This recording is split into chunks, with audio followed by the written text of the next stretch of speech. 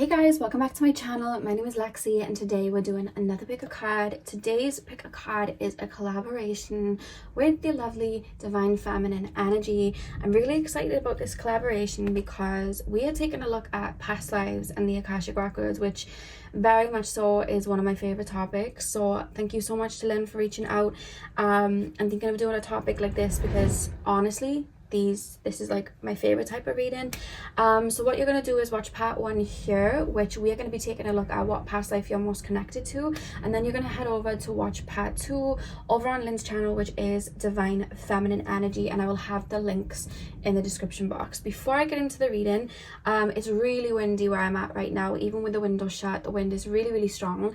I have turned my mic off so that I'm just closer to the mic where I'm recording, so that it's like better for you guys so you don't hear all the commotion outside, but apologies if it does make its way into the reading.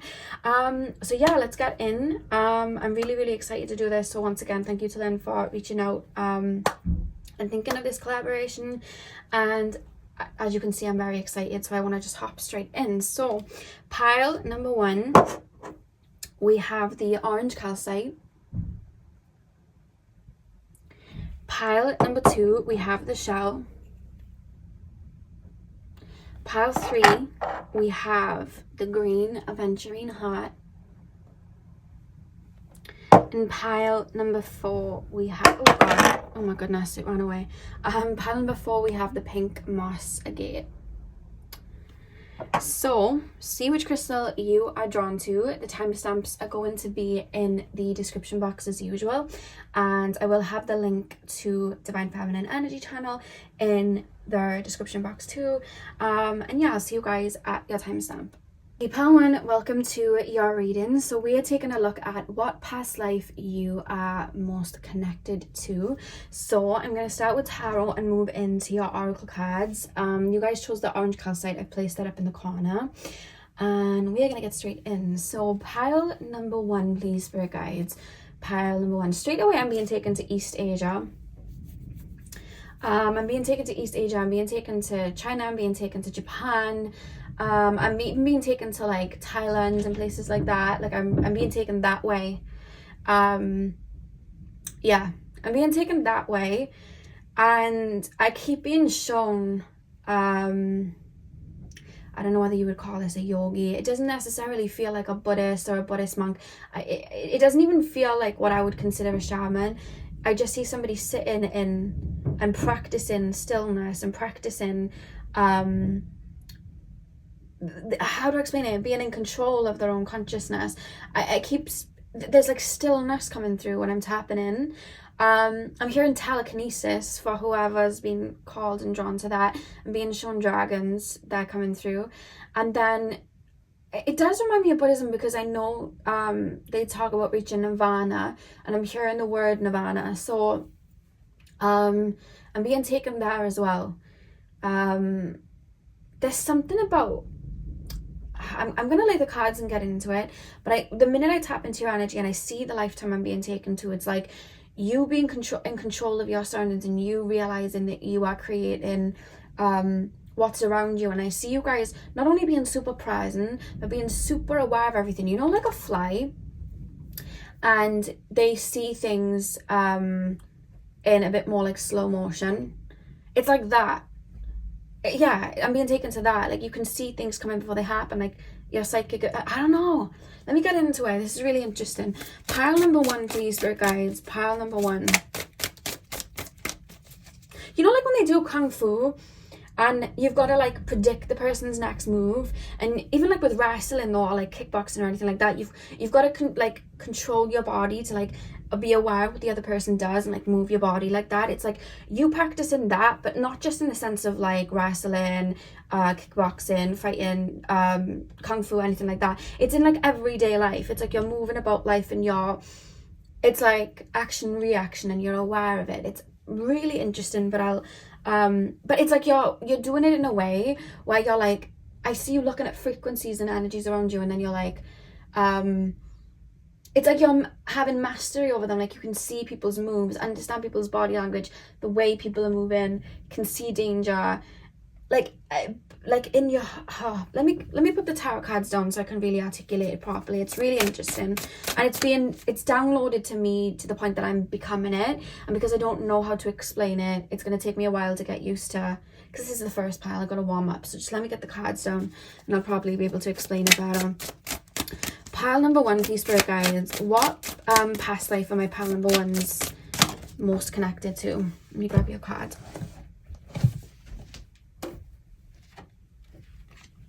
Who knows? You could have been a fly in a past life. I don't think you were. I just think there's movement like that where you're able to almost be aware of things and slow down. This is how it's been explained. You know, like when you incarnate into the physical world, this is going to get a bit woo-woo, but I know you guys love that and I do too. You know, when you incarnate into the physical world and you're in the 3D physical body, and everything moves slower, your manifestations come in slower, everything's a lot more dense and everything's a bit more concrete. But then when you go to the higher realms, you're more aware that everything's energy, because things move faster, you can manifest things in quicker, you can control your reality quicker. It's almost like you guys were becoming aware of where you were to elevate your energy to a higher vibration so that you could have things coming quicker for you, and you could be aware, as per your Akashic records, as per your own timelines, as to how people were going to move and what they were going to do. It's almost like you were able to crack the system. It's reminding me of in the Hunger Games where there was this guy called Beatty, and he was like a tech savvy person. He was really intelligent, and he was able to see where there was a force field just by really like training his eye and looking, so he could see, you know, where the force field was, so he could like break through it and find a hack in the system. It's like you were doing that, but in regards to consciousness in the 3D realm. It's really interesting that that's coming through. So it could have even be something a lot of people practice. I mean, there's a lot of you probably watching this, but I'm specifically being taken to East Asia. Like, that's specifically where I'm being taken. Pile number one, please, spirit guides. Pile number one. Pile number one. That's so crazy. I wasn't even looking at the moon card, and I was going, I don't know why I keep being shown scorpions. I don't know why. I don't know why. And I was about to say it, and then as I did, I look at the moon and there's a literal scorpion on the card. And I know that there's a scorpion on the card usually, but it just went out of my brain, and I was just seeing it in my mind's eye, and then it's there. So that's quite interesting. Yeah, I feel like you guys, there was a lifetime where you would hack into your subconscious, go into your subconscious and train it to almost Seven of Swords. You would train it to kind of like either get ahead or cheat the 3D system in a way. It was like, if I'm going to incarnate here, I need some fun. I need to be able to like create my own reality, or really like, it was like you were too conscious in a way for your own good. Like, even when you would incarnate and you wouldn't remember a lot, you naturally would like wake it up within you, follow the breadcrumbs, and then just start. I keep being shown telekinesis. Like, you would be able to do that and train your brain. You had a really strong mental power in this lifetime.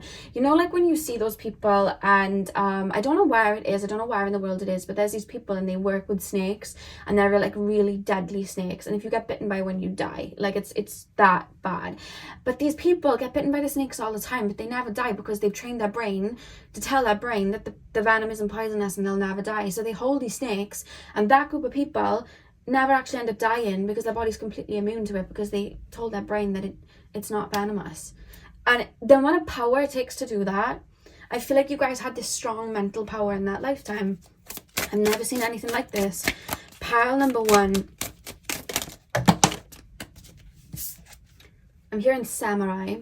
I'm hearing Nicki Minaj's song, Super Freaky Girl, and she says, I've got a princess face, a killer body, samurai mind. I think that they were just singing the song to get their that word across, because I mean, who knows, but that was what I got. Ace of Pentacles and the Six of Pentacles.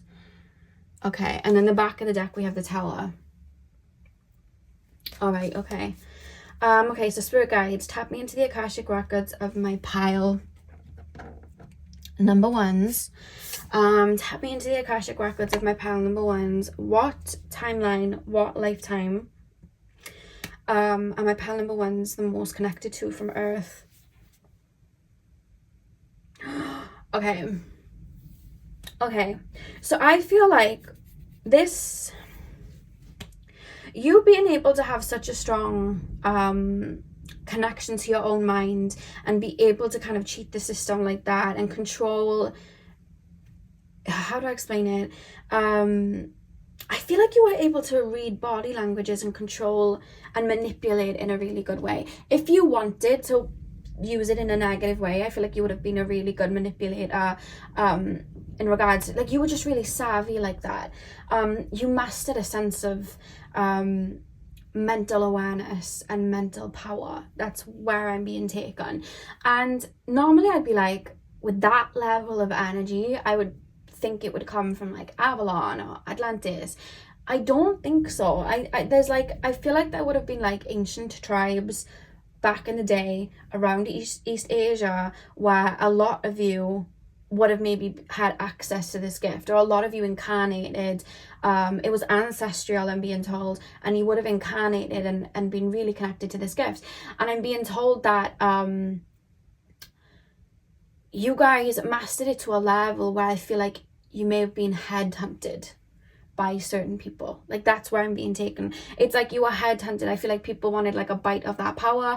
And I feel like in regards to that lifetime, I feel like you were very balanced in polarities in regards to like the light and dark. So it wasn't like, I'm going to use these powers and wake everybody up, because I don't even think that was even like a sort of mission on earth at that time. But I don't think you were using it in a sense of, I'm going to use this to manipulate people and get what I want. I just think that you were just super focused on going inward and bettering yourself. And I do feel like you were headhunted by people, for a lot of you guys, that maybe not have had the best intention for you. And I feel like you would have been able to seed and bring through maybe information or give information to people that ended up using that gift in not the best way. It's kind of reminding me a little bit though of like Atlantis, when they kind of got a little bit power hungry, or they got very they focused very much on power. They were super intelligent, and that ended up being kind of like the demise. It's kind of reminding me of that, but it's almost like, I'm not working for the light, I'm not working for the dark, I'm just trying to embed on myself. Like I feel like you were really working on yourself, and I feel like you might have got swayed to pass on information which then people decided to use for not the best reasons. And then I feel like there's almost like this realization of, oh my god, what have I done? Feeling guilt. But I don't feel like, how do I explain? I'm trying to put this into words. It's taken me a while, because your higher self comes through with a strong mental energy that reminds me of like Arcturian beings. And it's hard for me to bring that through and pass it on. It takes me a little while to get through it. And it makes sense for you to be that much of an old soul and have had control over your own mind like that.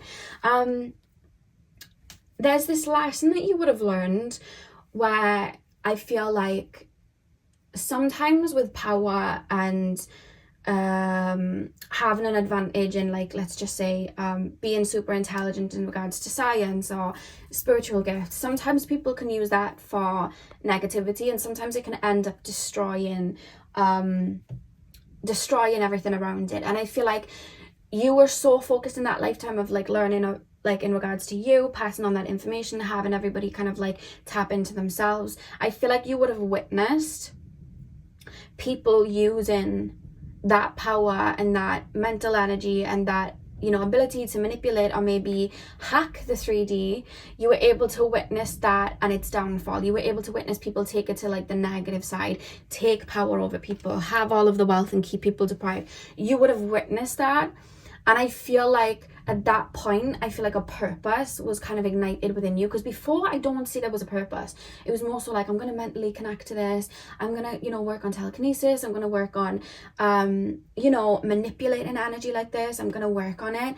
But then it got to a point where it was like, when you were passing out that information and you saw people using that information for the worst, you were then able to have this passion ignited in you, or this purpose ignited in you, where it was like, oh my god, no, that like, and this is when there was a balance that was created of like negative and light. And I feel like there was more of an emphasis on like the negative and people using that power to get a hold over people. And I feel like you witnessed that, and it was like, oh my god, no, I need to bring power to like people. I need to like I need to help people, like this isn't fair, I can't believe this is happening. And I feel like there's guilt that even may still be within you in regards to like because I feel like you guys have a fear of going corrupt, or having your gifts get the better of you, or your intelligence getting the better of you, or maybe you've had people in your life kind of put you down or make you the bad guy to the point that you may call yourself a bad guy.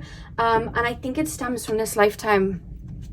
I feel like it stems from this lifetime with this Tower card here, where I feel like you would have witnessed the demise or your gifts. You would have seen people use them or get a hold of them and use them for the negative, and then it was like, oh my god, no.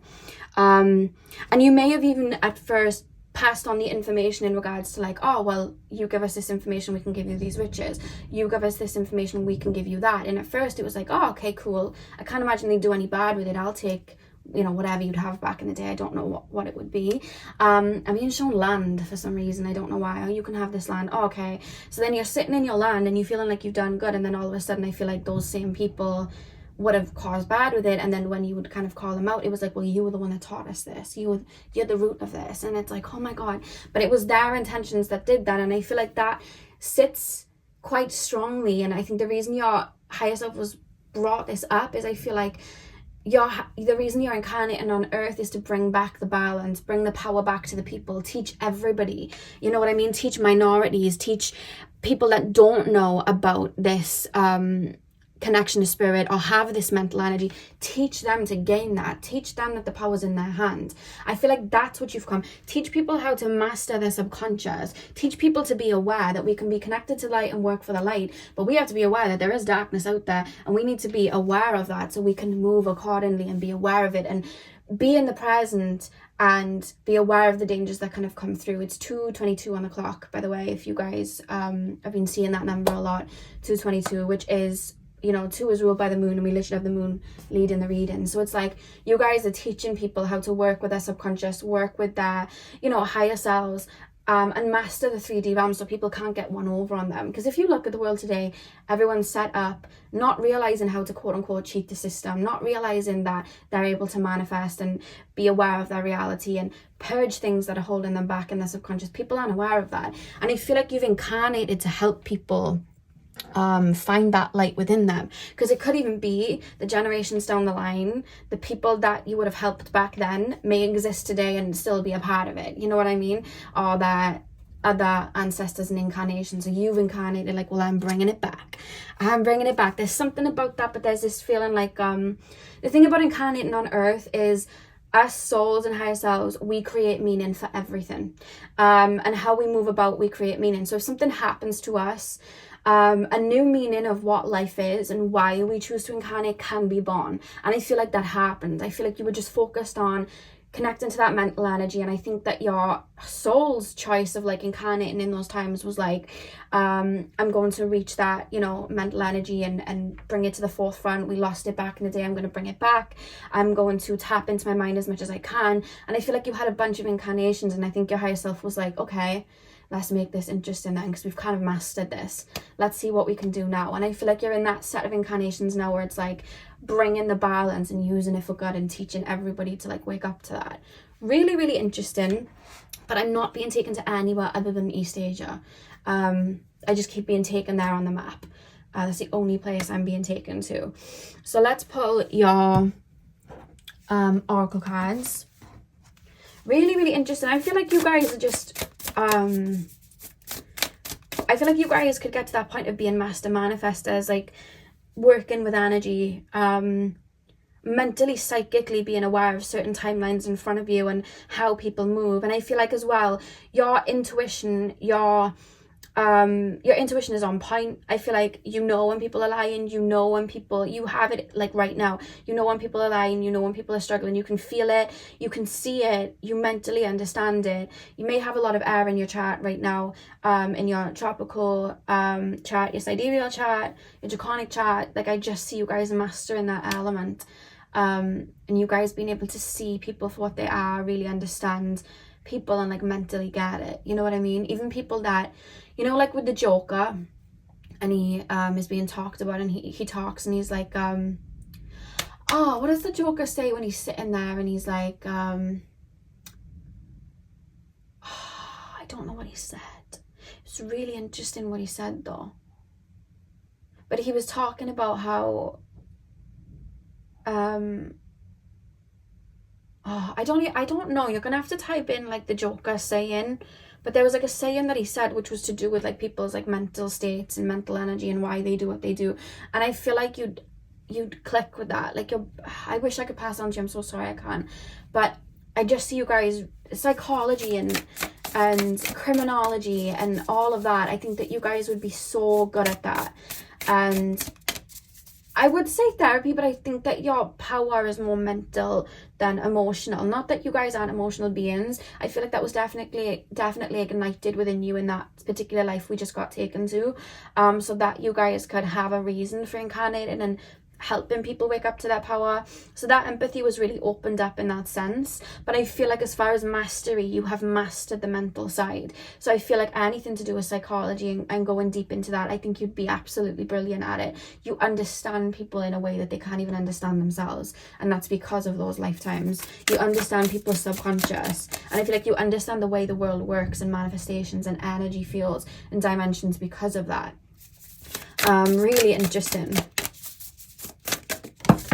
You may have had incarnations in Atlantis where this happened too, because in Atlantis there was a power play and that led to the fall of it. And as I say that, I'm looking at my book, which is called The Lost Lands, and it talks about Atlantis in there. So that's quite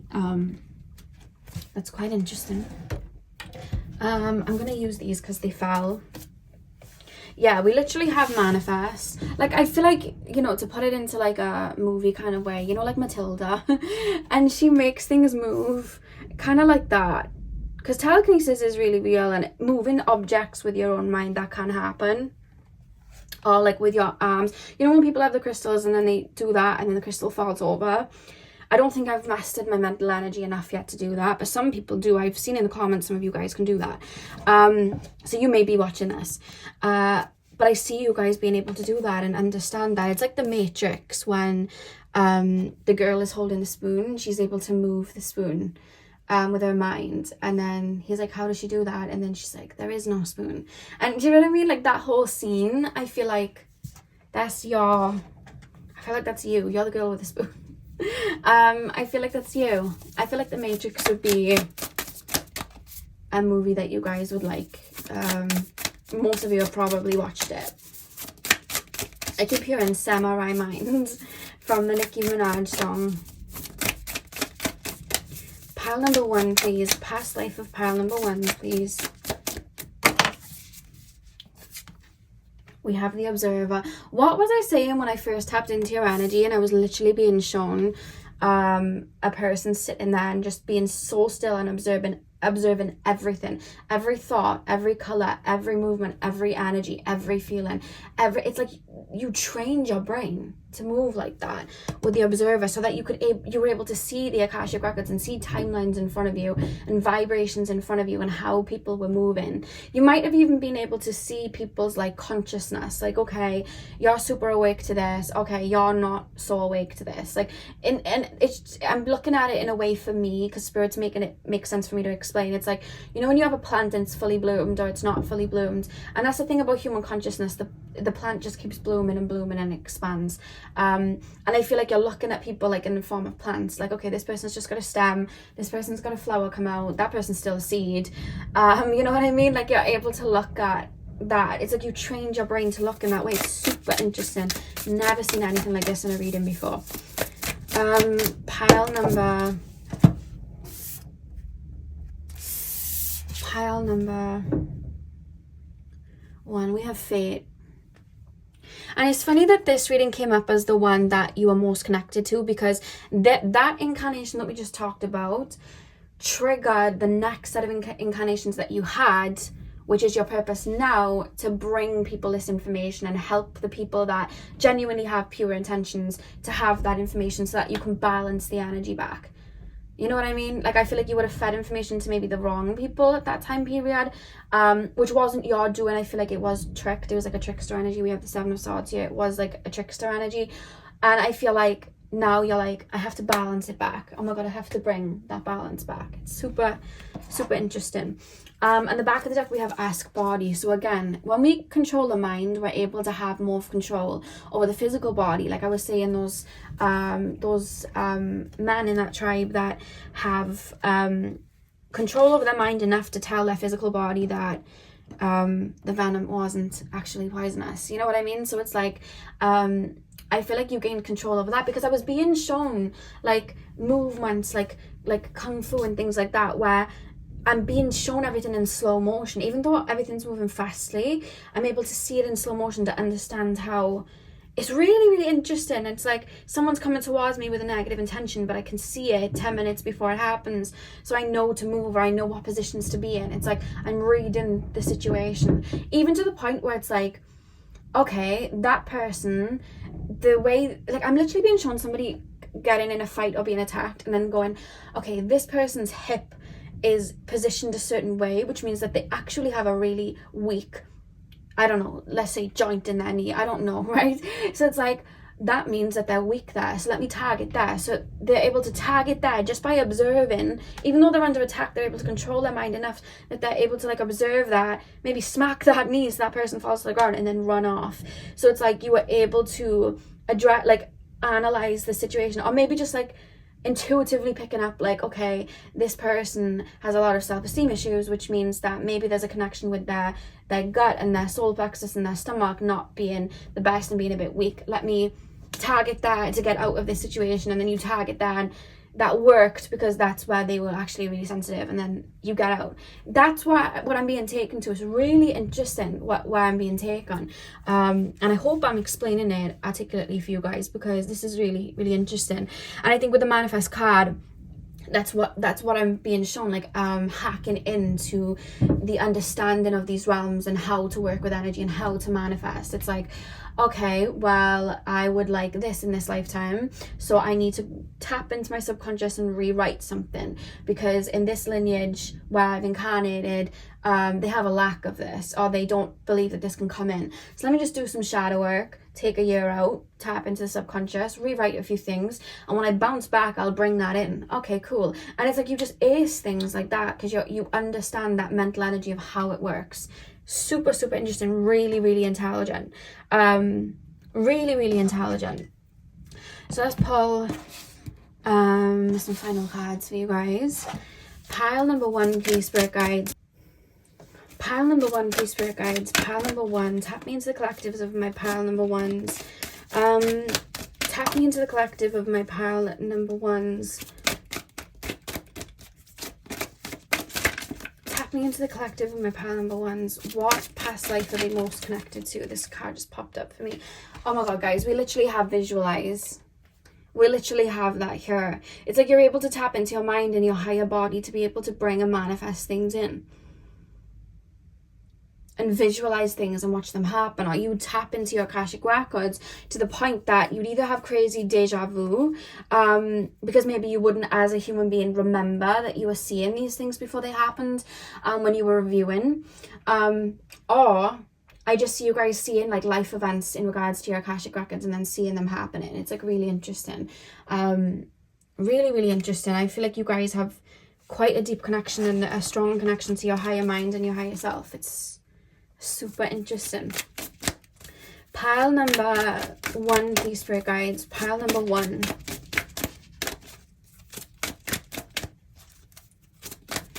Pile number one. With the self-love card here as well, I am being told that like there was maybe a few lifetimes where you suffered with shame or people making you out to be the bad guy, in regards to karma that maybe you had to get over, in the sense that maybe for a couple of lives that would happen where you'd give information to the wrong people and then you'd end up with shame. But I think that was happening for you to break through that karma of you guys maybe hating yourself for decisions you made or putting yourself down for decisions you made, because at the end of the day you were sharing information. It was their choice if they were going to use it badly. And I feel like you've dealt with shame and stuff like that to the point that you've had a few incarnations where you could build yourself up and be like, I'm not these words that other people say. I'm not what, like, people that are looking at my weak spot, my vulnerable spot, which you know full well how to do that because you've been aware of it. They're using my work against me, and they're looking at my vulnerable spot and they're using it to put me down because the power of the mind, right? And I feel like you'd get that, and I feel like you were having a couple of incarnations to pour back into yourself, tap into your own power and realize you are a good person, you know what I mean? Because you weren't choosing to exploit that gift. And I think that is, you know, something that you've had to work on, self-love, and not taking other people's opinions into your own reality, because you're super aware of what you bring into your own reality you can manifest. That's why you super observe, so that you can keep on the highest timeline when you're incarnating. Yeah, definitely, it's really, really interesting. So final card, please, spirit guides, pile number 1. What incarnation are they the most connected to? We have soulmate in. Interesting. And that's number 7, which is connected to Neptune. Mastery of, I feel like, oh, this is really, really interesting. Do you know, like, a lot of people are able to access the higher realms through their crown chakra and connecting to spirit and travel in the realms, and there's so many ways you can connect to the higher realms, but I feel like the way you connect to the higher realms is through your own human mind. Like, you're able to elevate the human mind for it to be able to become a reality. It's really interesting. Like, when for example, when I'll connect to the higher realms, I'll do so through my heart, and I more so will travel the realms and energetically kind of bring that energy through and into me, whereas you're like, it's super turned into the mind to be able to take your mind there. I've never done that. I usually just go with my emotional body and my spiritual body, but you're able to take your mind there, which is really, really interesting. Really, really interesting. I feel like you're someone that has a lot of coding. You'd be good as like decoders. You know, when you see occultists and they decode things, I see a lot of them on Twitter. I follow a few of them. They're really interesting. You could be one of those. You'd be really good at that.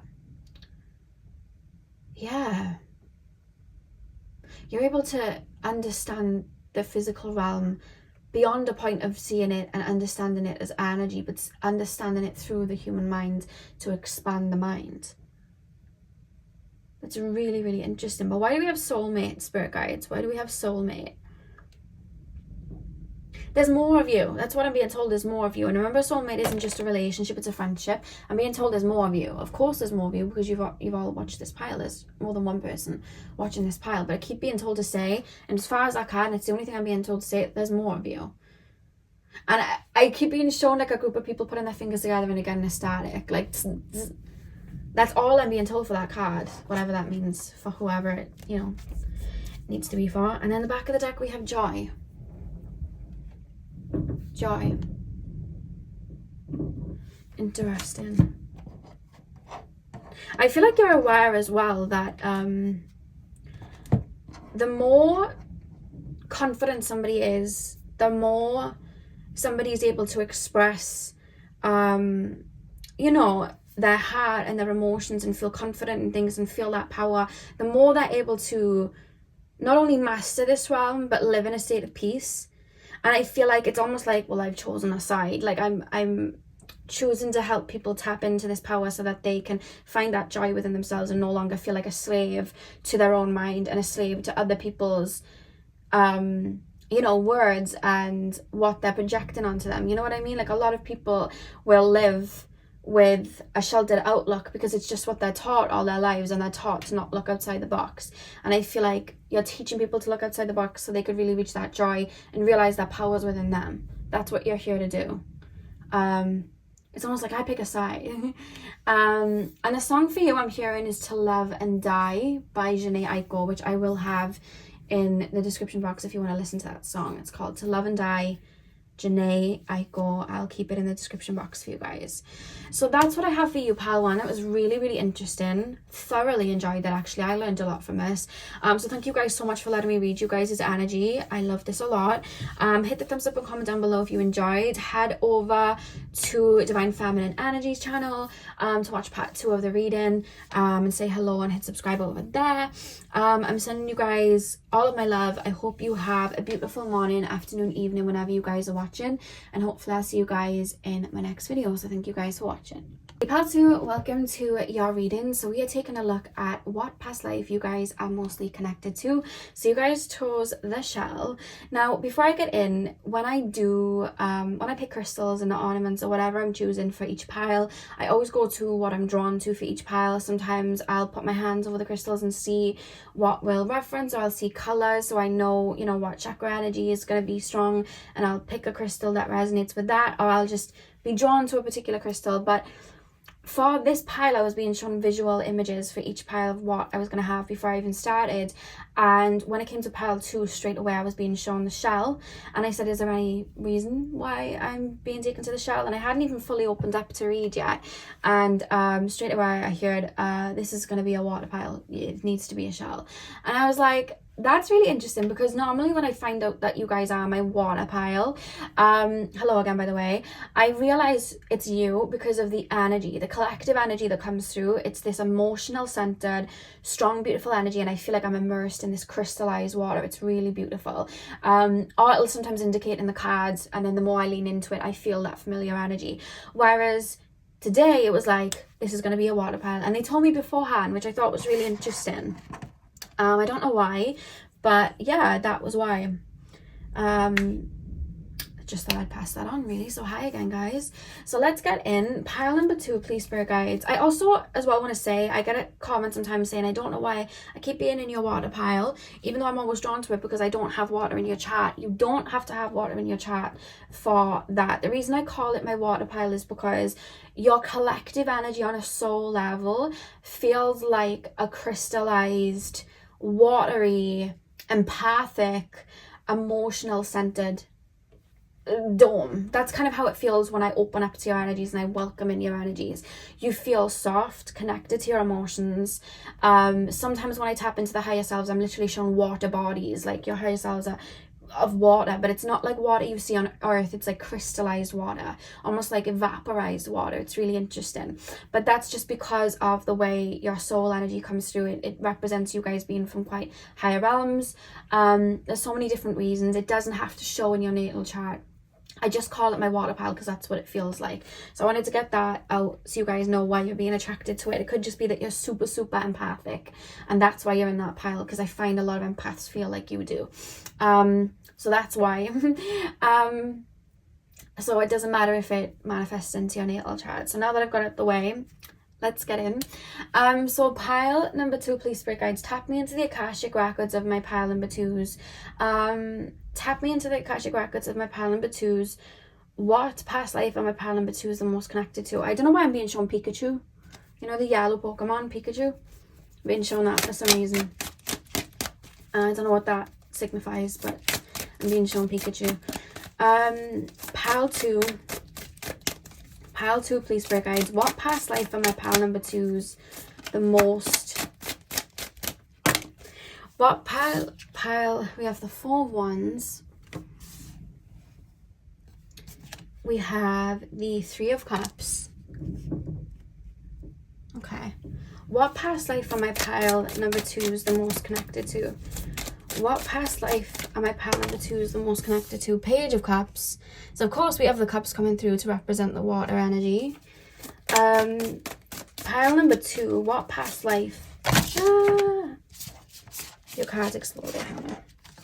Oh my god, I'm sorry guys. I'm being clumsy. Have you guys been dealing with intrusive thoughts recently? Because when I open up to this pile, I keep getting like a intrusive energy coming in. Nothing to worry about, of course. It's just you guys may have been dealing with that as something you've been alchemizing, or maybe fear in regards to maybe your own gifts or beings or anything like that. You may be alchemizing that right now because that keeps coming up for some reason. Pile number 2, please, spirit guides. Past lives of pile number 2. What past life are they the most connected to? Tap me into their Akashic records. What past life on earth are my pile number 2s the most connected to? Okay, we have the 2 of Cups. Interesting. Look at all these cups. Cards are like, yeah, this is your water pile, by the way. And then we have the Knight of Cups at the back of the deck. Love that. Okay, pile number 2, please, Spirit Guides. Tap me into the collective and the Akashic records of my pile number 2s. What past life of my pile number 2 is the most connected to? I feel like pile number 2, you have had a lot of lifetimes on Earth where there was a lot of community. There was a lot of community and there was a lot of support. I feel like you were around in like early incarnations on Earth, you know, like when we talk about Lemuria, and any, you know, anything to do with that. I'm not going to get into them all because there's a lot, you know what I mean? But I keep hearing is it Agartha? I keep hearing that. I don't even know if that's a place. I just keep hearing it. But I'm sure that that's like a place that there used to be on Earth. Agartha. I know it's AG. I don't know. But I would Google it because I feel like you may have a connection there. Agartha. I don't know. That's just something coming through. But anyway, I feel like you guys were around during the earlier times on Earth, specifically when people were in tribes a lot. There was big communities, a lot of collectiveness, a lot of togetherness, being in tune with yourselves, being in tune with nature, being in tune with the people around you, to the point that you were able to empathically feel each other. And I feel like as well, you come from a world and a dimension where the way you move and the way you communicate is through feeling. You understand things through feeling. You can feel the energy of a plant, you can feel the energy of people, you can feel the energy of animals, and it's a communication that is felt, which is quite interesting because pile 1 had a good gift coming through, but theirs was mental. It was like a strong mental energy. They were able to understand the world through their mental mind, whereas you are emotion, you feel. That's why this water energy is coming through. And I feel like you had a lot of lifetimes where there was like unspoken words between tribes and collectives because you were just able to feel and understand each other like that. You were able to understand in that way. And I feel like there's a reference of you guys having a lot of incarnations on a soul level coming to Earth because you genuinely loved coming here. It's like, I love the plants, I love the animals, the harmonies here. I love incarnating as a human being. I like to be here. I love, you know, the togetherness, the collectiveness. I love the vibration of Mother Gaia. You know, there's this feeling of that. And then I just feel like as your incarnations went on and you were evolving as a soul, I feel like it got to a point, because you were incarnating with your tribe a lot, I feel like it got to a point where your tribe started splitting off. So your tribe started getting smaller and smaller, not because you were becoming disconnected, we're always super connected, but I feel like a lot of your souls and a lot of the souls in your tribe were like, okay, now we need to understand how to go separate, to build ourselves on our own before we come into unison. And I feel like you were having a lot of incarnations where maybe you were ripped away from your tribe, or certain things happened where you had to cut off from your tribe.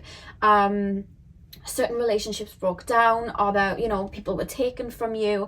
There was a lot of that. And where I'm then being taken to, because it's like as time goes on, I'm incarnating and I have this longing for home, I have this longing for togetherness, but I'm born into a family where I'm isolated, or I maybe connected to my spiritual gifts and I'm isolated, maybe, you know, taken somewhere because of them, or someone passes away and I'm left on my own. And there's a lot of dealing with feeling alone and not being connected to people. And then I'm being taken to it doesn't feel like Victorian times. I'm being taken to like between, give me a timeline, the 1200s to the 1800s. And I feel like it got to the point where it was like, how do I explain this? I feel like you would have incarnated with a soul tribe member that would have been like a soulmate. So it would have been like maybe a romantic partner. And I feel like something would have happened so that you and this person were not together. Like there was a split. It literally feels like a Romeo or Juliet sort of split. Like, I'm not gonna lie, it feels like that. It's like I'm separated from someone. And it doesn't have to be a soulmate like in a partnership. It could be that it was a sibling you were separated from, that was taken away from you. It could have been a twin that you had that was taken away from you. It could have been a a parent that you were separated from, and I feel like it caused this feeling of within you then of I'm not going to be happy until this person's back in my life. And I feel like you searched for that person and that feeling of togetherness in a lot of people. I'm not being taken to just one incarnation for you, because I'm seeing that being like a strong impact, and then I'm being shown your next set of incarnations, you trying to find this light and this togetherness and this happiness in people around you that may not have had the best intentions for you. And then I'm being taken to like a scenario of like, you know, in Titanic with Rose and the guy who was not nice and he was rich, and she didn't love him and he didn't love her, but it was like for appearances.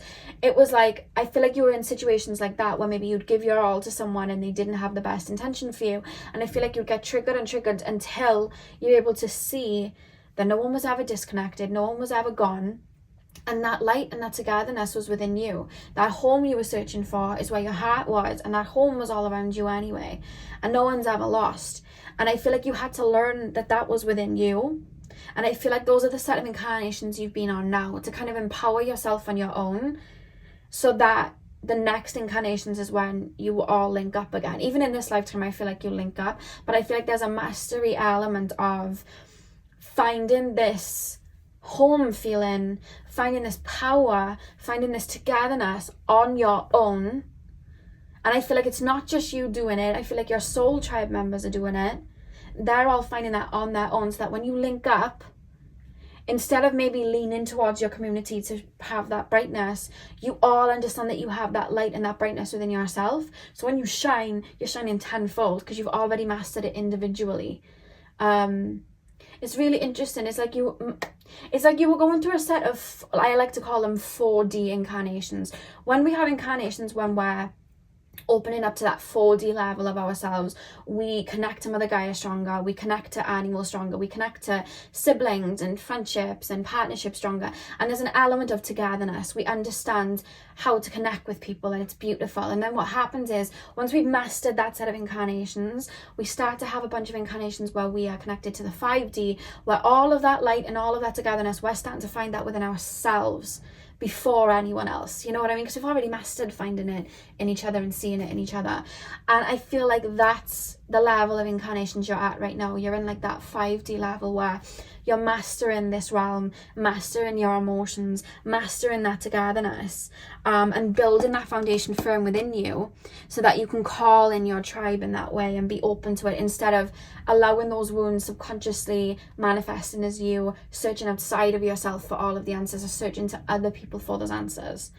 So there's a few incarnations I'm being taken to for you guys, because I don't think it's as simple as one incarnation. I feel like I'm being taken to you guys intuitively remembering times where you were in tribes, and tribes where you were just this one collective, where you were part of a greater whole, and you guys really mastering that and understanding that. And I feel like that's your fuel that you think back to as, look what we've kind of like done to the world. We're all disconnected from ourselves, we're all disconnected from the guy, we're all disconnected from animals, and you remember that because it's your blueprint, because you know that's where Earth is about to head, where we're all interconnected again. So you remember that because it's your blueprint. But then you had to understand from a human perspective of how to feel lost and disconnected, and realizing that it's within you anyway, and your tribe was connected through energy anyway. So you had to go through that set of incarnations then to lose yourself, to find yourself. And I feel like then that is when you're being taken to this one particular life, or maybe a couple of incarnations with the same theme, from the 1200s to the 1700s, where you guys were, sorry guys, I keep feeling like there's like, I feel strong energy around me. I feel like you guys are super clairsentient, like I could feel it. I'm like, what is this? I'm feeling it. But I feel like that's when those set of incarnations, where there may have been a few, I feel like you were learning to have people taken away from you, to kind of like understand and grieve over that, and realize things weren't lost, to then understand, and again, feeling isolated, so that you could find that home within yourself and that empowerment within yourself, so that when you would link back up, you already had that power within yourself anyway, and you were able to draw them in, which would probably be this incarnation. it's like stages I'm being shown with you. It's not as to the point with you. Pile 1 was like, here's the past life, this is where they're most connected to, and this is what's going on now. Yours is like, it's coming in waves, pardon the pun for the water pile. It's literally coming in waves of how it happened for you. It's really, really interesting. And you guys may be hopeless romantics in this lifetime and yearn for love and want love, and there's nothing wrong with that. I think that you've had to master and balancing that out, because we're supposed to want love and understand love and want that in. We are human beings, we move in tribes, we're meant to have connection, but sometimes when we don't balance it out, it can come to the point that we're just searching for it so bad that we can't even focus on the physical everyday life, and we don't see the point in being alive because we need to have someone else with us. That's when it manifests negatively. But when we balance that out, we're then able to just bring it in a very balanced way. You know what I mean? And I think that's what you've been balancing out and working through. Because I feel like there's been time periods in life where you felt alone. I want to go home. People are mean here. You know what I mean? All of that. But you've been finding your safety net, your light, your wisdom, your empowerment in yourself, so that when your tribe links up, it's not a case of you all being pieces of the same star, but you are all stars in your own right. I hope I've articulated that in the best way, but that is how those lessons have kind of taken place, and those are the incarnations you're being taken to. This Two of Cups is really reminding me of some sort of like parent that I'm super close with, and they're gone, and now I feel like my other half is gone. Or this is my partner but we can't be together, or this is my partner and they went out to sea and never came back.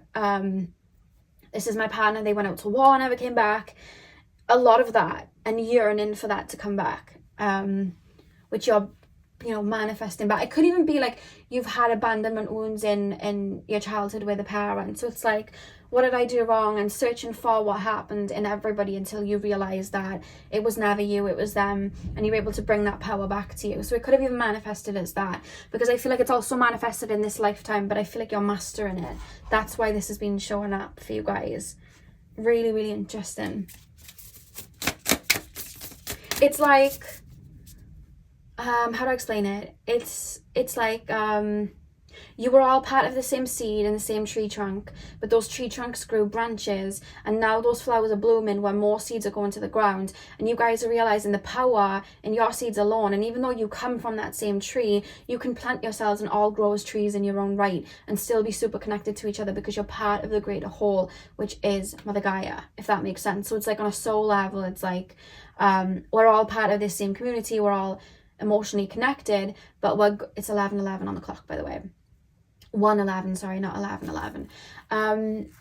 But I feel like you guys, it's like, okay, we're all part of the same tribe, we're all connected, but we have to lose ourselves to find ourselves, to realize that it's not like not to lean on each other. Just because we're all part of something doesn't mean that we don't all have that power within us too. We need to ignite that within us, so when we come back together, we're all aware of our power and we can shine brighter together. It's like that. Really interesting how that works. And I feel like you all would have had the same wounds in your own ways. I'm being shown like points of the star, which is interesting. Pile number 2.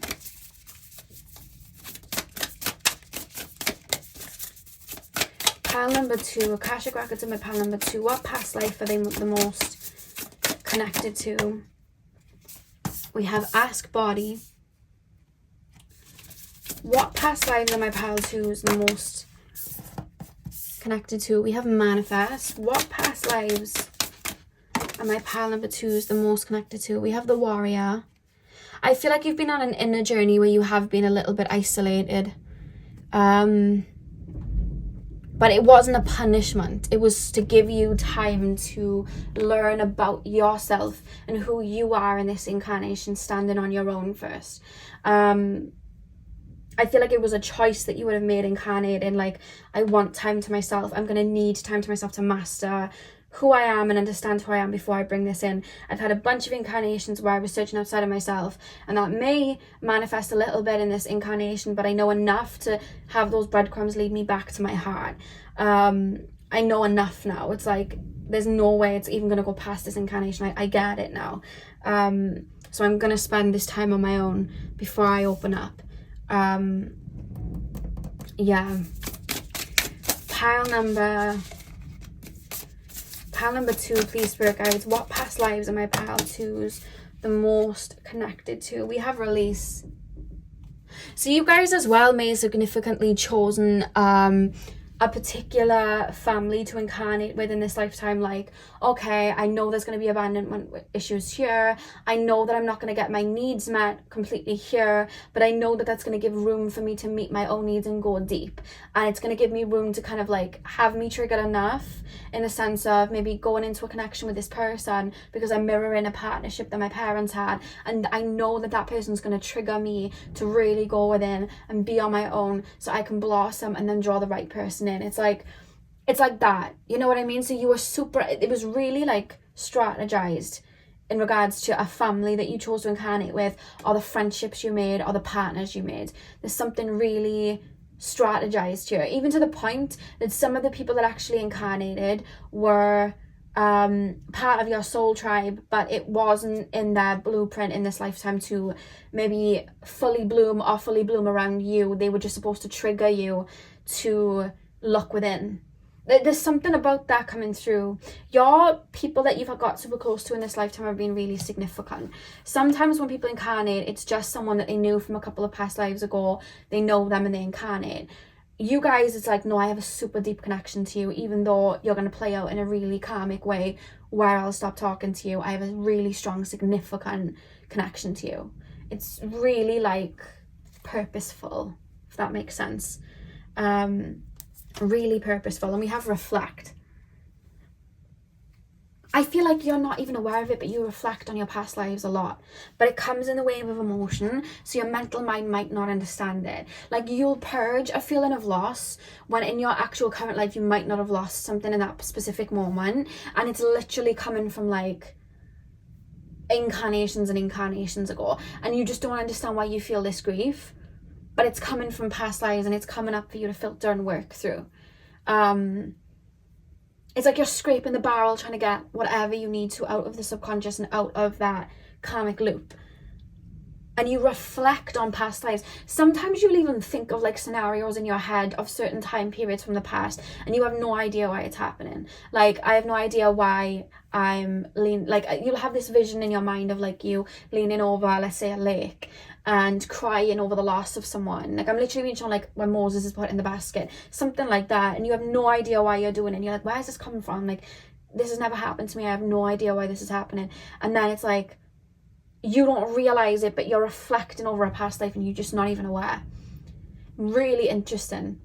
And I think movies and music trigger emotions from those past lives too. It's super, super interesting.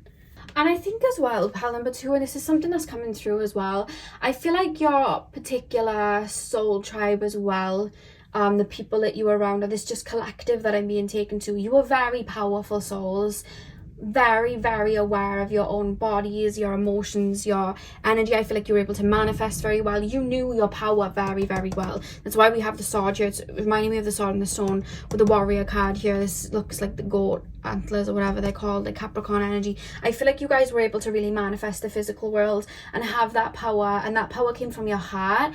And I feel like a lot of maybe more negative or lower vibrational energies were able to benefit from you guys not seeing how powerful you were and being separate, because it was like that power then wasn't maybe able to hold its weight because you were learning lessons. But it's like, I'm hearing, I'm back, baby.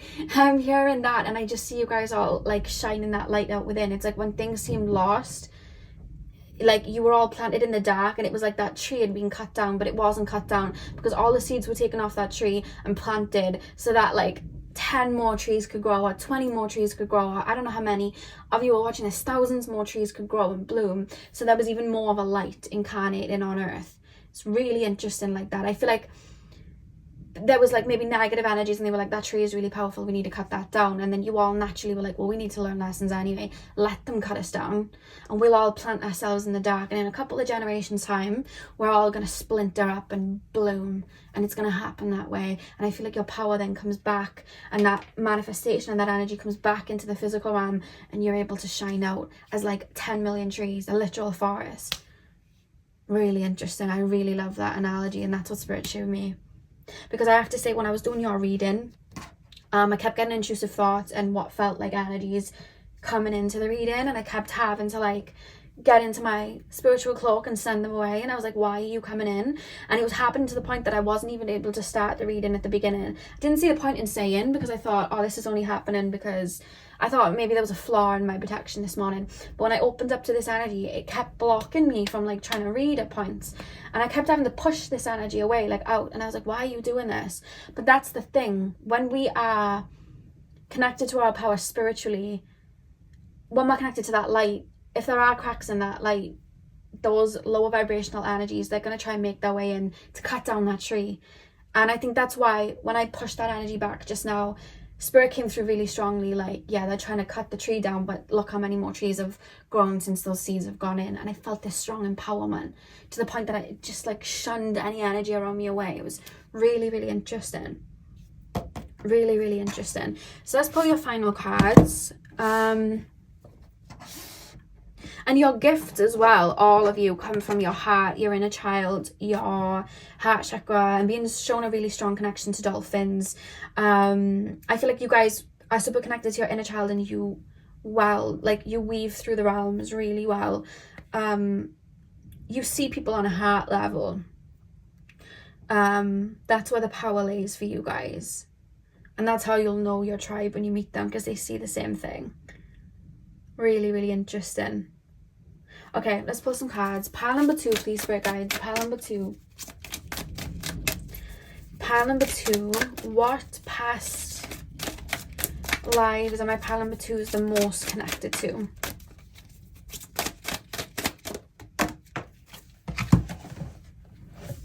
I feel like the lower vibrational energies that I think we're all aware do kind of like walk on Earth and are around on Earth. I think that they at times were able to keep you from tapping into your power in past lives by maybe isolating you, imprisoning, things like that. And I feel like you broke out of it. I feel like that's something that's already been mastered. You guys breaking out of it to a point then that it was like, okay, well, they're finding that light within them, so let's mentally challenge them. Let's have them question their worth, like, you know what I mean, and that sort of things. I feel like you've been getting over that too, and it's just like, I know my worth, I know my power, I know who I am, and this light you're trying to dab out, it's still here, I still got it, it's shining even brighter, which was the whole point. You know what I mean? It's like you just bounce back 100 times over. You know what I mean? No matter what, it's like people are just sending you rocks and you're alchemizing them into love. It's like really beautiful, because that's your power. And it's no match for anything, and I feel like you're becoming aware of that. And you had to learn it was within you or not in somebody else. Love that. So we have alignment, and again we have the sword here again, and the sword has literal hearts on it. So again, it's showing me, and we have the big heart here. So again, it's showing me that you guys work with your heart. That's where your power lays. And I feel like that's why, you know, that was something that triggered you the most, maybe not having people around you, because you see the value in people and the collective as a whole. You see the value in animals, the Gaia, people, everything. You see that, and you understand that, and you see that light. And I feel like that's why it's your gift. So when you saw those people that you value and you love, and you were able to express that love taken away from you, that's where it hit you, where it was hard. But it also took you out of your comfortability to alchemize it, to always have it within. Super interesting. And I feel like whenever you're tapping into your heart, that's when you're in alignment. That is when you're in alignment. Pile number 2. Pile number 2. Pile number 2, please.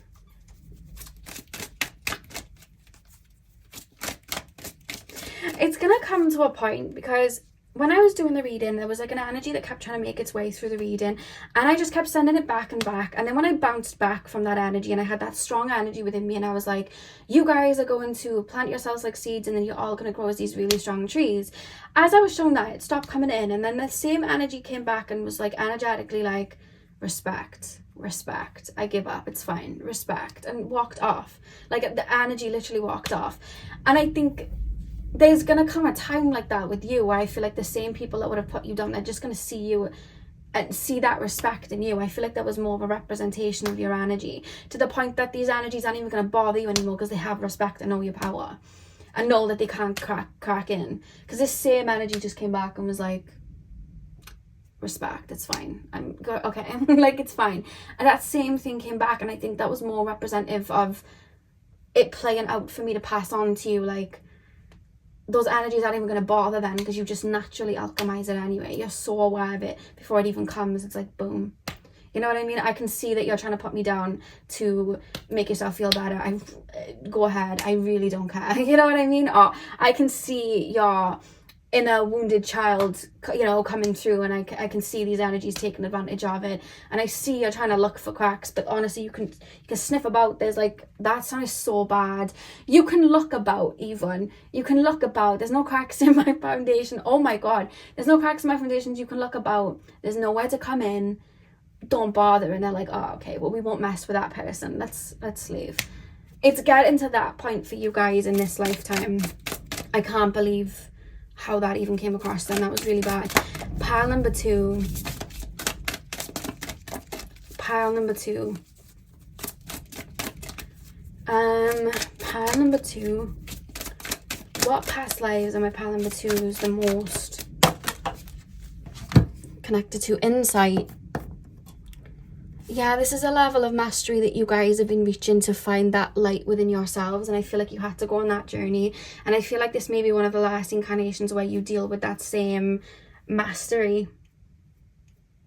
I almost feel like your next set of incarnations will be more so coming down with your gifts super open to teach people on earth that are going through the lessons you've been going through in this last couple of incarnations, how to find that light within and guide them through. That's going to be your next set of incarnations, and that may be what you focus on for the rest of the duration of this lifetime when you reach that mastery, showing people the light, helping people wake up. But I feel like when you incarnate again, and I know you're going to say probably, I don't want to come here again. I do see the majority of you coming here again. But your power is like completely open then, like you're aware of it. There's no losing yourself to find yourself. It's like, I'm aware of it and I'm just helping people. You may have certain things happen which crack open your empathy, to crack open your heart in that way. But you'll, again, it's like using that to help people, and it won't be as catastrophic as the last couple of incarnations have been, I'm being told. Really interesting. And I love the pinks for the higher heart chakra in here as well. In the back of the deck, we have Awakening. I feel like a lot of your timeline was spent on your own, and these incarnations were on your own, so you could go within and you could master your own inner world, which would create this awakening for you, you know? So you can shine from the inside out, which is literally what we have here. Shining out. That's what you guys have been doing. Interesting. Interesting. So pile 2, that is what I have for you guys. I hope you guys enjoyed. Remember to head over to Divine Feminine Energy for part 2 of the reading. I will have a channeled song for you guys in the description box, so hit the thumbs up and comment down below, and hopefully I'll see you guys in my next video. So thank you guys for watching. Hey pile 3, welcome to your reading. So we are taking a look at what past life you are the most connected to. So you guys chose the Green Aventurine. I'm going to start with Tarot, and then we're going to move on to your Oracle cards. Let's get straight in. So pile number 3, please Spirit Guides, my Green Aventurine pile. What past lives are my pile number 3s the most connected to? When I tap into your pile, I'm being taken to like really strong Mama Bear, Papa Bear energy. It's really interesting. Like I feel protective. I feel very aware of my own power, very in alignment. I don't know if I'm being taken to a past life or this is you currently. Like I'm not even being, I feel like it's now and in your past life. There's just, it's your higher self coming through more so than anything. I just feel like you guys are really old souls full of wisdom. That's one thing that I want to say. I think that you guys incarnating on earth, I feel like you feel quite protective and close on a heart level to human beings, Mother Gaia, and incarnating here. I feel like you feel, there's like this feeling of wanting to preserve Mother Gaia and feeling super close to human beings in general. There's like a feeling of that. I wonder what that is. Let's get in. Pile number 3, please Spirit Guides. Tap me into the Akashic Records on my pile number 3s. The Green Aventurine pile. What past lives are my pile number 3s the most connected to?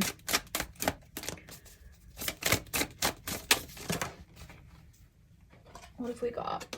Temperance, okay.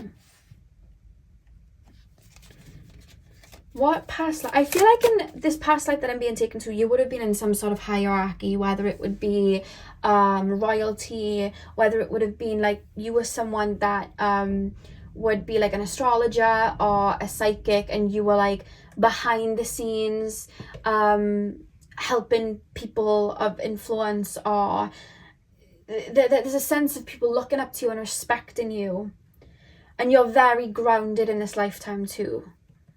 And you're very aware of tactics people use, manipulation, people's like you're aware of people's insecurities. You're aware of like you're super aware. You're also in tune with spirit to a point that you're super connected to your intuition, and it's like you're able to see into other realms to the point that you're like, I'm having this bout of information brought through from spirit. I'm only going to tell these people this much because they wouldn't even get the other part, and they could use it for bad if I told them the other part. So I'm going to hold this to me, and I'm going to keep this. And I feel like that would keep you in your power. You had your wits about you. But there's a sense of royalty here as well. It could have been, you know, like Egyptian times. I'm also being taken to like ancient India.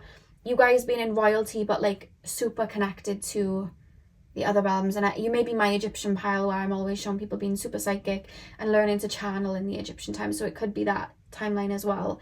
But you're super, super gifted in that sense, I'm being told. So pile 3, pile 3's Akashic Records, please, Spirit Guides. What past life are they the most connected to? 3 of Swords. What past lives are my pile number 3s the most connected to? The Devil reversed, the Queen of Cups, and the 5 of Pentacles. Okay, let me put these straight for you guys. Queen of Cups. Oh, this feels like some sort of like Cleopatra, Goddess Isis. Like, you guys feel very impure and Parvati. Like, you guys were really, I don't know whether you connected with these beings on a soulful level, because look at the 6 of Cups. I know it connects to childhood, but when we think of childhood, we think of the parents, that connects us to like ancestral lineage. And ancestral lineage doesn't have to be in the physical world. Ancestral lineage can be in an energetic world, who you're connected to there, and who you've had incarnations with there, and who your ancestors were in those lifetimes too. You can be super connected to that. And I feel like you were, I feel like in past lives you would connect with certain deities like really, really strongly. Goddess Kali, Sekhmet, I even see like prophets, like old prophets, and connected to that, connecting to them to get information through. I feel like you've spent a lot of lifetimes doing that. Pile number 3. Temperance. Why have we got Temperance here? Temperance and the 3 of Swords. The Devil reversed.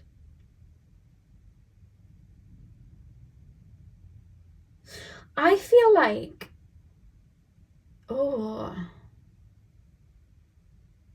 you almost feel like, sorry guys, I'm just getting information through.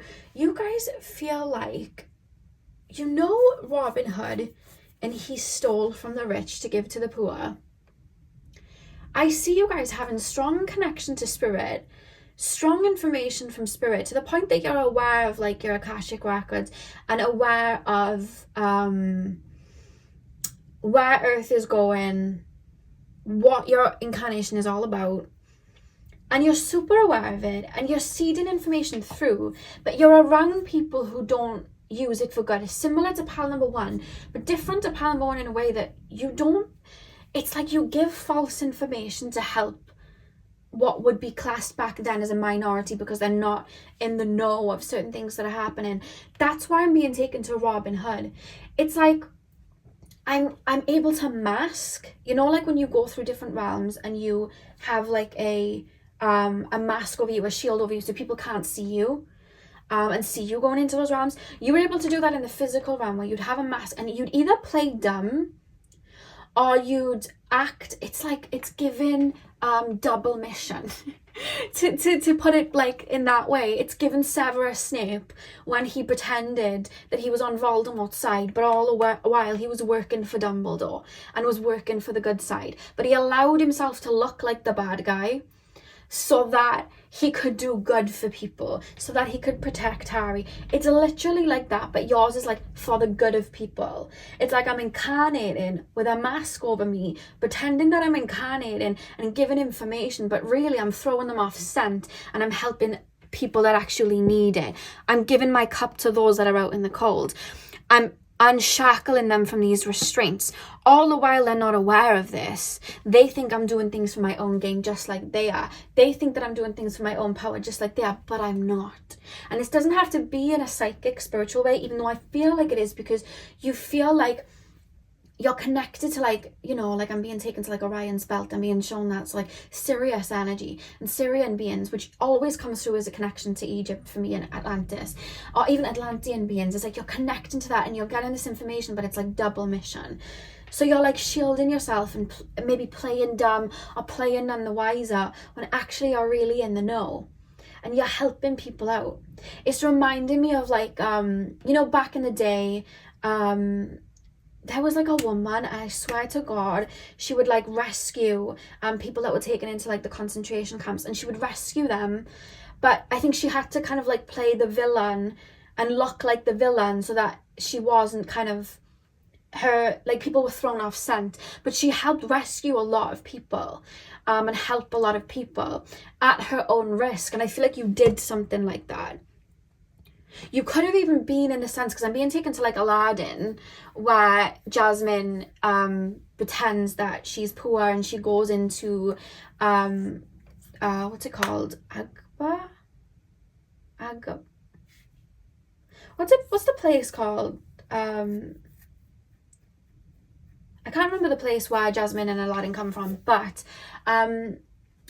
it's like I'm being shown that like you'd pretend like you were like this powerful person that was just very selfish and using it for their own gain, but you were this powerful person, but you were using it in a way to help people.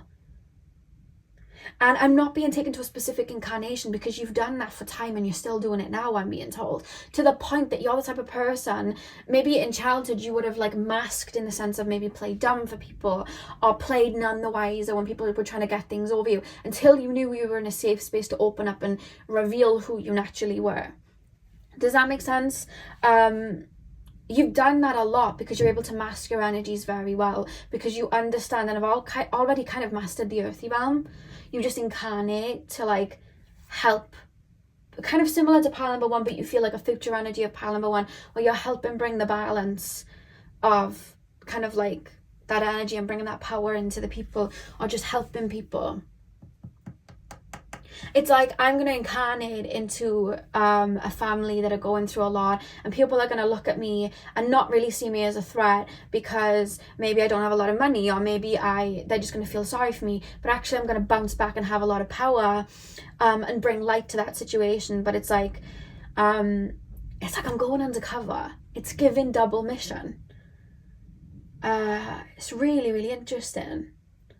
And you have those skills of being able to master and manipulate that. But you have this strong empathy as to why you do it.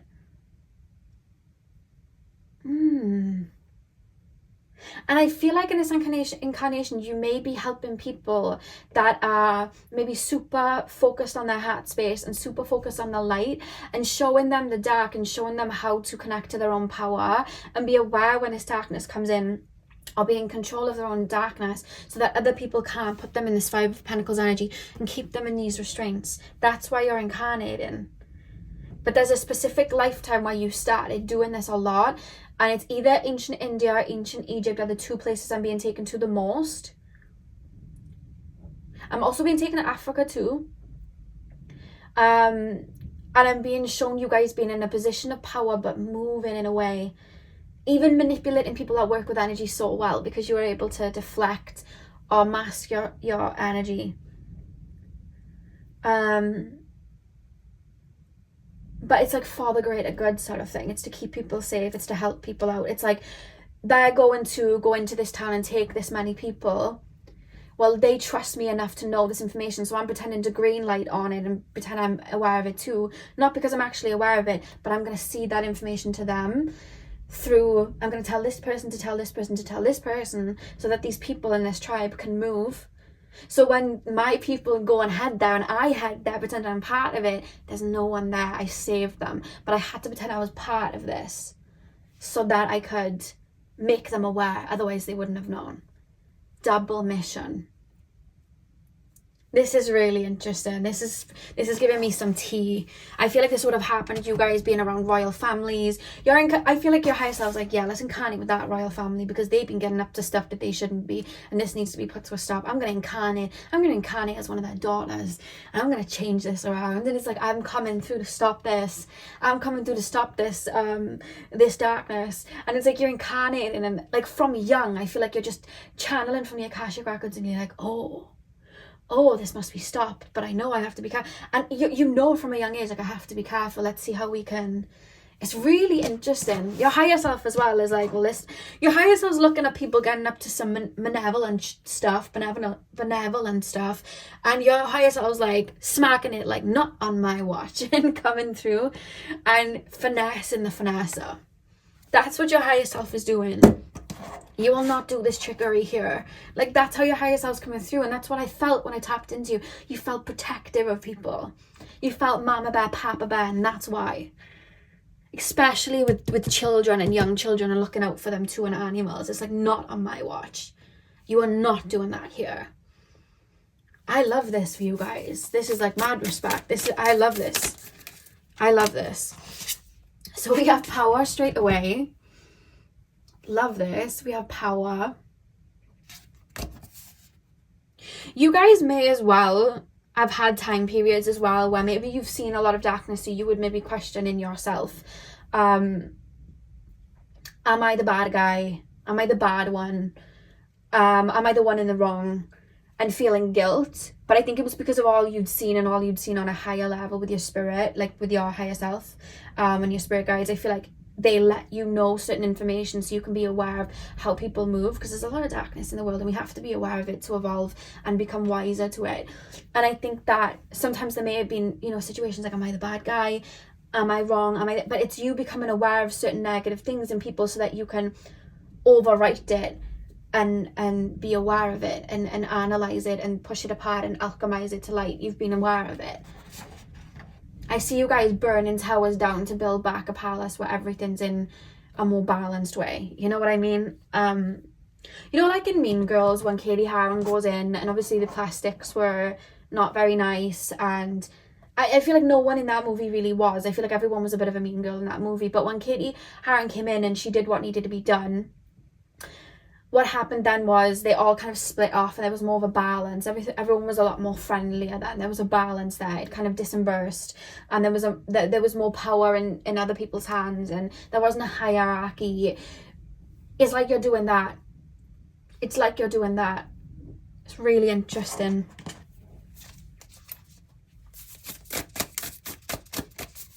And then people that could have being emotionally vulnerable to be swayed into darker energies, you're able to help them tap into their own power and their inner way, so they can see those people coming and they don't get swayed. So it's like you're blocking it that way, from taking people off their path, because some people can get derailed off their mission, and derailed into certain energies that can happen, that sometimes is nothing to do with a soul contract. They can just genuinely happen.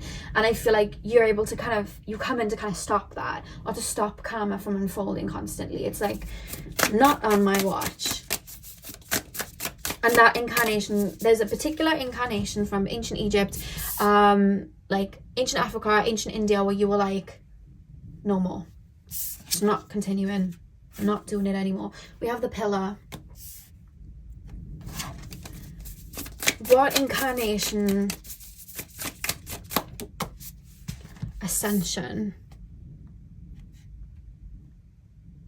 I keep hearing your higher self say, and I feel like this would have been in one of your incarnations, everybody has the right to their own power. Everybody has their right to live their life the way that they want. Everybody has the right to their free will. Everybody has the right to their own physical body, I'm hearing. Everybody has the right to love the way that they want to love. Like, I'm so big on people getting what they want, people having enough resources. Why are we hoarding resources here when it can be split up over here? Like, everybody has the right to live a healthy, happy life. That's what it's here for. So why are people hoarding it and making it difficult for other people? It's like, I need to show them their power and give what I can to them. And that's what I see you guys doing. But it's like, instead of just running with your heart, it's like, I have to be smart. I have to be smart. I have to poke holes in the other foundation, and I have to dismantle the other foundation, and the only way into that foundation is going actually in. I have to plant myself in to actually get rid of that karma and help people. It's not enough me telling them and helping them. I've got to actually incarnate and become that change. I've got to do it. It's really interesting. Pile number, manifest. The cards come up pretty much every reading, and we have the wildling. I said that so quietly. The wildling. I don't know why I said that quietly. So that's what we have here. This is reminding me of like energetic, like crossing. It's like you guys helping people break out of generational curses, helping people break out of their own trauma bonds, helping people break out of their own loss or their feeling of loss of their own power. It's like people are being energetically crossed and you're uncrossing them. And it's like, I don't mind being the bad guy for it though. It's like, I really don't mind. As long as I'm helping people, I don't mind. I can alchemize any of that. It's fine. You can call me a bad guy. It's you know, even if you think I'm the villain. It's even like the people that I'm helping even think I'm the villain, but it's okay because I'm helping them. I'm not here for them to like rejoice in me, because it's like, I can't show that I'm in this past life. It's like, I can't show I'm helping them. I have to be seen as the bad guy for this to work. It's reminding me of like the Hunger Games when I can't remember the guy, but he's the head game maker for the Hunger Games, and he pretends to be the bad guy and on President Snow's side of like killing people and stuff like that. He has to pretend and get into that role, otherwise the scent's going to be off. He can't tell Katniss that he's got this whole plan to save them and start a revolution. He can't, so he has to be seen as this bad guy and this head game maker and look that way, so the scent isn't there. But at the end of the day, he was the one that actually capitalized off the revolution and helped free everybody from the Hunger Games and get them to safety and free everybody in the long run. But he didn't mind looking like the bad guy while doing it, because it was like, I have to come across this way to help. And I feel like that's what you would have done. I see you incarnating in like in you know, like we all know, like in certain places on earth, there's certain people that harvest maybe a lot of money or a lot of energies, and they don't do the nicest things. We know with like trafficking and everything in this world, there's so much that goes on, and there's a lot of it's like you're incarnating around these people to stop it, to bust them, and it's like, don't worry, I can handle it, I can alchemize it. You would have done that in past lives. Specifically, I'm being taken to royal families. You would have incarnated around to watch them, but you wouldn't have been either you were a part of the royal family incarnated in and made changes like that, and they would never suspect you as someone, or you would have been like a loyal like servant to one of them, or their own astrologer, psychic, or witch, or you know, something like that. You would have been close to them, but so close that they wouldn't even suspect you, and you helped other people. It's really interesting. Throwing them off scent. Not what I expected to come through, but that's what's come through. So let's pull your final cards.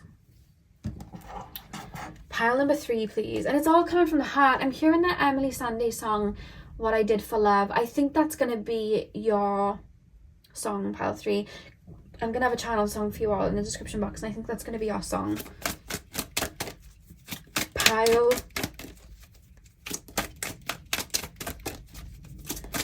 Pile number 3.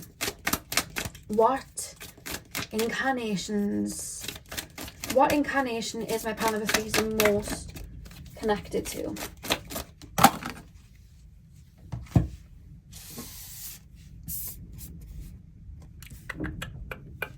And I love how we have an emphasis on the blue. Super intuitive. We have insight, which is literally what I was explaining about you guys channeling a lot of information through, having access to spirit quite young, or having access to your Akashic records quite young. I see a lot of downloads. And we have variance.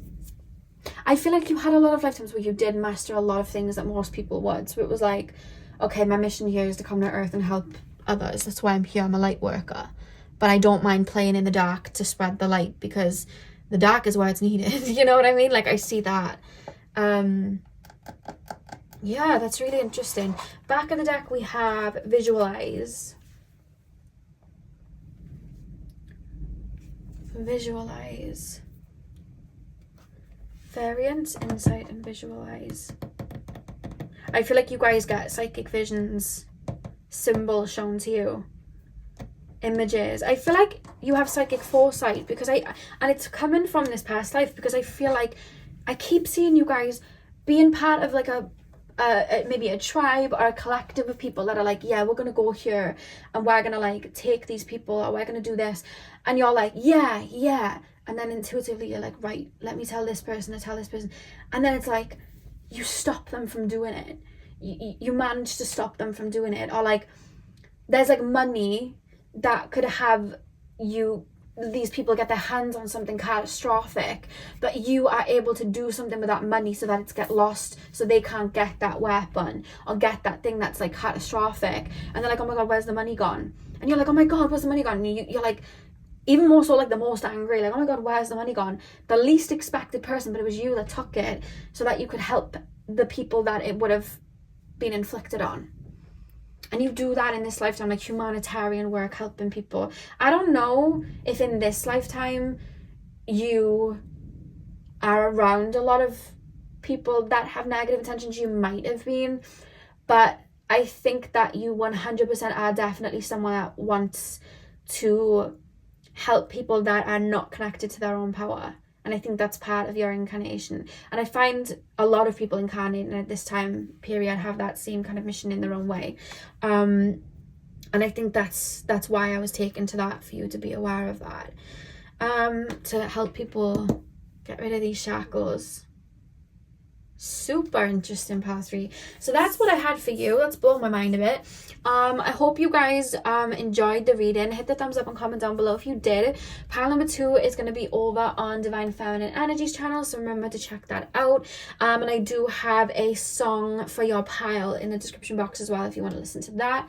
So thank you guys so much for watching, and hopefully I'll see you guys in my next reading. So thank you guys for watching.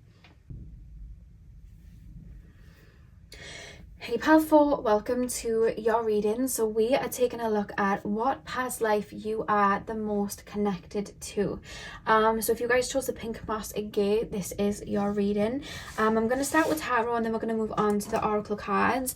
I do want to say the first thing that I was taken to, not necessarily pigeons, I was going to say then, not necessarily the pyramids in Egypt, but I was just being shown you guys, it almost feels like you're sitting inside of a Merkaba or like a triangle, sitting in there energetically as protection. So I don't know if you guys imagine yourself under a pyramid of light when you protect yourself, or you guys just work with the Merkaba and that's what you sit inside when you when you protect yourself. But that's just something that came through for whoever that resonates for when I tapped into your energies. That's quite interesting.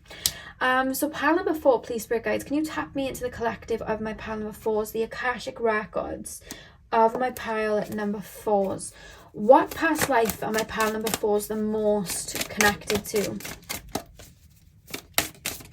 I'm hearing Colours of the Wind by Pocahontas. Can you paint with all the colours of the wind? We have the 3 of Swords reversed. First off, pile number 4, tap me into the collective of my pile number 4s. What past life are my pile number 4s the most connected to? 7 of Swords. What past life are my pile number 4s the most connected to? 9 of Wands. the World reversed. And the back of the deck, we have the Ace of Cups. Okay. There's karma you're resolving in this lifetime in regards to the life we're about to talk about. Okay, where's this coming from? Pile number 4, please, Spirit Guides. What past life am I pile number 4's the most connected to? I'm being shown Moana, when Moana's heart, Tafiti's heart is taken, and she walks across the ocean to give the heart back to Tafiti, and Tafiti is this really wild, they depicted her as this big vicious monster, and when she has the heart given back to her, she comes back into this Mother Gaia-like essence, and she's just full of life again. There's greenery everywhere, there's no more lava and anger and pain, and it's one of the most beautiful scenes that I've ever seen, and I love that scene. And I feel like you are somebody, pile number 4, that is a healer. I think you know this, and I feel like you're somebody that has so much light and love to give, and it just regenerates. I don't feel like you ever fall short of how much love you can give. And first of all, Spirit's saying that works both ways. You're able to like receive a lot and not let it get to your head as well. You're one of those people. I feel like you feel very angelic in the sense that you come from quite high realms, and I feel like you are here to seed love, just genuinely be love for people and live as, I feel like you guys are super connected to your inner child.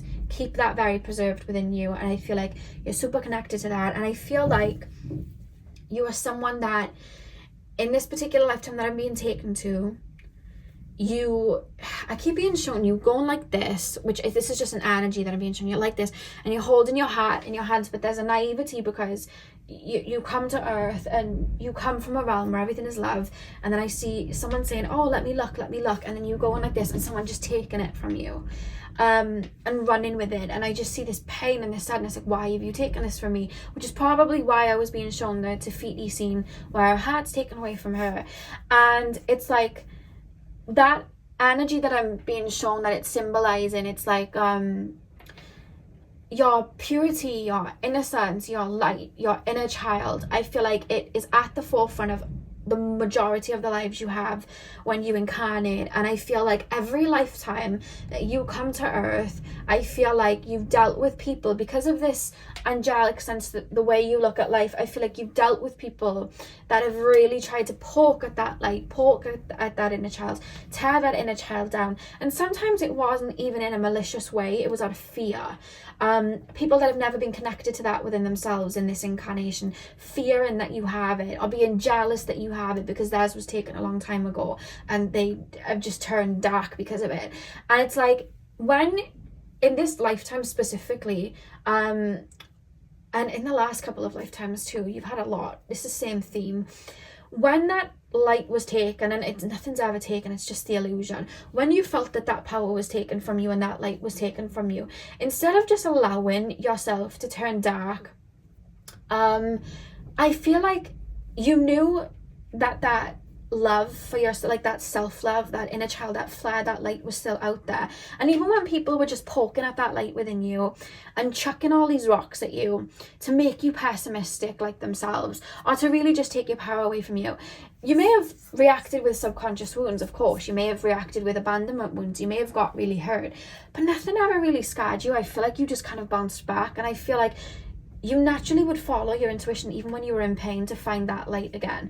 And I feel like you may have even gone into connections and maybe gone through the same lesson with people where you jump into connections with people and give them your all, and they would just take from you. And then it was like, that would never scar you. You jump into a connection, give your all, they would just take from you. But it's like, no, I know that I'm not wrong in this light that I'm feeling within myself, and having this light within myself and this love within myself. I know I'm not wrong, and I'm going to keep searching for it, and I'm going to keep going, even though when people are hurting at me, even though when I'm purging all of this pain up, even when people are betraying me, I'm going to search for it, because that light you were searching for in other people, it wasn't actually in other people, and it took your It took experience for you to understand that that power that you were searching for was that power and light and love that you felt was taken away from you back in this incarnation, and you were searching for it. And I feel like it's come to a head in the past couple of incarnations, specifically this one. That's why it's so strong for you coming through, where you're like,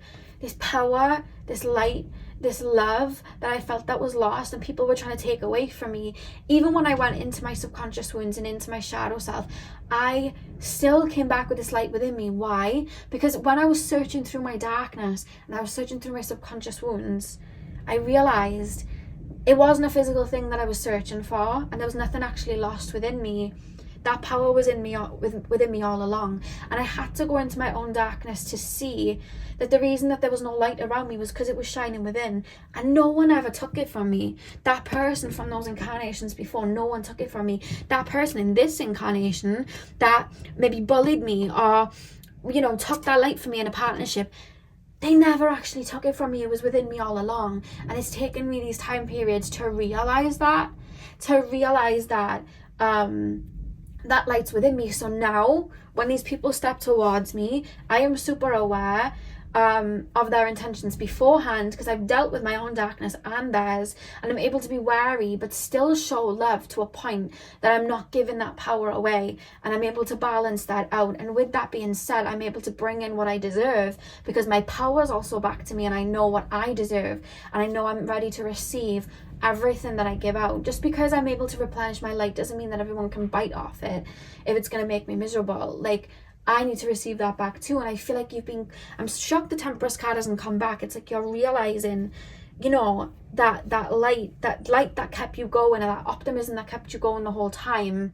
It wasn't outside of you, and it wasn't just like this star in the sky that was like guiding you. It was you. It was that light that was always within you. It was always a part of you. You were that star in the sky. You were that light. The reason you kept bouncing back from all of those situations, no one helped you bounce back from those situations. You bounced yourself back from those situations because you alchemized every time, because you are an alchemist. And I don't know, they're not taking me to a specific time period, so I feel like it would have happened a couple of times, because I feel like you haven't had many incarnations on Earth. And I feel like it's because you're from, it feels like angelic realms, and you knew that you had to master the earthly realm to a point where you were able to balance your energy, because naturally in those higher realms, you give love and you receive love back. You don't know the word of a lie or negative energy. You mastered that millennials ago. So it's like, we don't talk like that here. We don't work like that here. So it's like, I don't need to master that, because we're all love anyway. So it's like you're walking around with this open heart.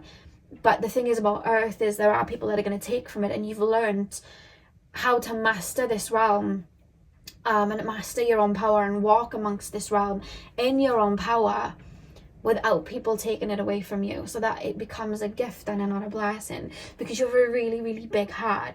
And I feel like with the pink master gate, I feel like there would have been situations in your childhood that mimic this abandonment wound, or mimic this wound of people hurting you or taking away from you. Maybe you had a narcissistic parent in this lifetime, but it mirrored this feeling that you had in your early sets of incarnations, where you just wanted to give and love and help, and people crucified you. You know what I mean? It's like Jesus when he was trying to help people and they just stuck him on a cross. You know what I mean? And he was genuinely trying to help people. Or Yeshua, let's say Yeshua, because that's, his name. So it's like, that's what I see for you guys. Like, I see you guys having a scar or a pain and a hurt, but then still giving that love, because it's like, I know I can see love in you guys. I know that there's love out there, but it was coming from within you, and you're here to shine it out. You don't need to give a piece of yourself to people. You just need to shine people out and show with example. And that's what you've been learning. And the reason this is reversed is it's coming to an end. Because you're realizing that, and that's why we have the Ace of Cups, because that power, that love, that emotion, it was always within you. And I feel like people were taking from your cup all the time. And you were like, yeah, have it. And then you were like, okay, what have you got for me? And then no one had anything for you. And you were like, oh my God, what's going on? Why is this happening? I don't understand. Why are people like this? Why are people selfish? Why are people doing this? Until you were able to go within and be like, oh, I'm here to be a light worker. I'm here to oh, so I have to be careful where this energy's going, and I have to pour into me too. Oh, and you realize that, and then you're like, oh, all those people, it wasn't that they disliked me, it wasn't that they were mean, it wasn't that there was anything wrong with me. They just weren't aware. They didn't have that level of awareness, so they were just taken. It was never about me. They don't have the power in their hands to take me out of my power like that. Oh, and you get it then. And then it's like, okay. And that's when you're able to alchemize. And that's why that's come through. And I feel like you would have, even in this lifetime and in past lifetime, had time periods where you acted out of your subconscious, where you were maybe begging for love, begging to see that love back, begging to see that light back. Because I'm hearing again that same scene with Moana, and she's like, I know your name, this is not who you are, you know who you truly are. And then she has that heart return back to it. It's like you remembering your power, you remembering that you were not those words people said to you when they were trying to take you out of your power and tear you down. You realizing that. Very windy outside, apologies guys. Pile number 4, please, spirit guides. Pile number 4. I feel like in this incarnation it stemmed from childhood. Something happened in childhood. It was a parent or someone that would have started this trying to take you out of your energy. Dare to dream. Pile number 4.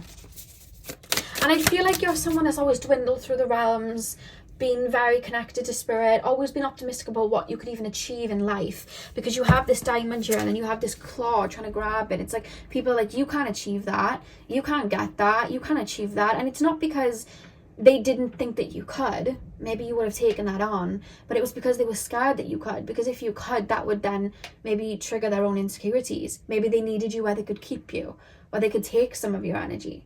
You know what I mean? I want to hold on to this diamond. I don't want this diamond realizing its worth, because then it might go somewhere else. I want to take it. You know what I mean? I don't want this diamond, you know, making the best of itself. You know what I mean? Because then it will realize its worth, and I don't want that. And I feel like you dealt with that of people trying to target your dreams where you could have grown and realized your power and keep you away from that.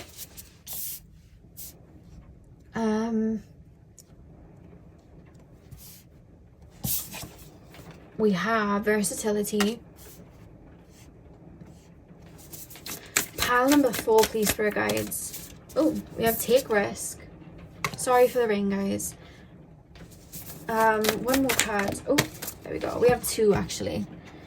I feel like you've done a lot of releasing, because it wasn't raining this much until I did your pile. So I think you've done a lot of releasing. You may even be crying right now. This may even be triggering wounds for you to heal, because the rain's coming down strongly. And rain heals. Rain really heals. We have the underworld. Yeah, going into the subconscious and weaving, alchemizing. And love. Oh my god, guys, we literally have love. Here's on all you need is love. I'm hearing that. Your purity and your light, it just was never... You may have felt like you couldn't see it, but the reason you couldn't see it was because it was coming from inside the house. It was coming from you. And you were like, why is it dark here on earth? Why are people dark? People aren't dark. People aren't dark, but you're here to be a light. So you're shining yourself into situations where people might not see that light within themselves and target you for it. We have Get Curious as well at the back of the deck. Yeah, take risks, underworld. I feel like you're someone as well that's going to reach really high heights in this lifetime because you've reached really low lows. In regards to career, you may even do something that's out of the norm. It's 2:11 on the clock, by the way, if you guys have been seeing 11 or 2:11. But I see you guys maybe traveling, alchemizing to a point that your whole family are like, how did they get to that point? Like, whether it's in finances or just emotionally, cutting ties and alchemizing and healing from things that people were like, they're never going to heal from that, and then you do. It's like I reached low lows, and when I found my power, I reached high heights. And it wasn't that I couldn't have reached that power when I was in my low lows, but I had to go through that alchemizing process to cut the weaves, cut the weeds even, and realize that I was that power. I didn't realize I was the power before, so how could I do it with imposter syndrome? Or how would I even have known that I could do that? I would have talked myself out of it. I had to realize I was the power first. I see you guys doing that and really alchemizing and expanding. That's what I'm getting with the versatility card. Like, you guys being expansive and tapping into your Akashic records and gifts that you have. And I see you guys working in the shadow realms, working in lower realms to seed that light and alchemize it out, like back up, and being shown seeds being planted so flowers can grow. It's like the epitome of the rose that grew from the concrete. That's what you guys are. The love card here, like, I feel like you guys work from the heart, come from those, you know, the angelic realms. Like, that's you guys, you know. So let's pull your final cards. Pile number I think for channeled song, I think you're actually going to have the scene from Moana, because I think that it would really register with you. So I'm going to actually have that as your scene. Pile number 4. Pile number 4. What past life for my pile number 4 is the most connected to?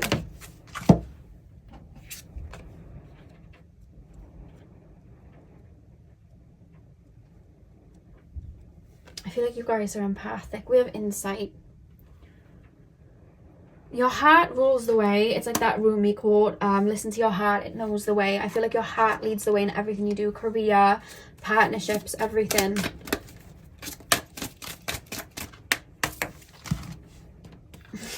I almost feel like it knocked the world card to be like, mission complete. You know, we'll put it up right. Completion. That's what we're here to do. I love that it only knocked that card. That's quite interesting. We then have create space. I feel like you're someone that's here to hold space for people too when they're purging, when they're crying. I feel like you can take on a load of energy and just alchemize it. So I feel like you guys may be like carers, therapists, counselors. You know, you guys may be Reiki healers. And not only that, you just do it naturally. Like, you'll sit with a friend and you'll, you know, really, really help them out by just saying 3 words, but you've held space for them. You're one of those types of people, you know what I mean?